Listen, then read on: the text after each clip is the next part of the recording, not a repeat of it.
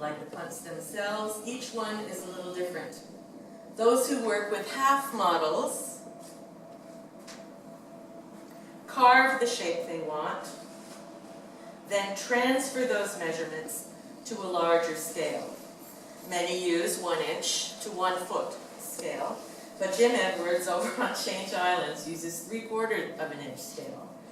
That means, says Jim, that every 1/16 of an inch, which is how they mark a measuring tape in 1/16 of an inch, every 1/16 of an inch on the model is 1 inch at full scale, and 3/8 of an inch equals 6 inches.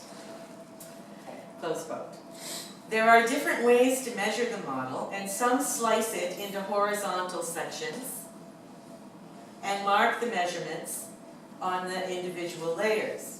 Others make cuts into the side of the model to make their measurements on shaped cards and then insert those into the slots. You can be in trouble if you lose those little cards. There are no formulas that work for all punts, but most are between 12 and 17 feet in length, depending on what they're built for. Aidan Penton in Joe Batt's arm was never quite sure how far back to set the forehook and did it by eye. Then he found in a book that the width of the forehook equals the distance it should sit aft of the stem.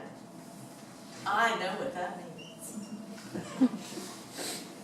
This was right on to where he had always instinctively placed it by eye. Open quote, almost everything is decided by your eye, says Aidan.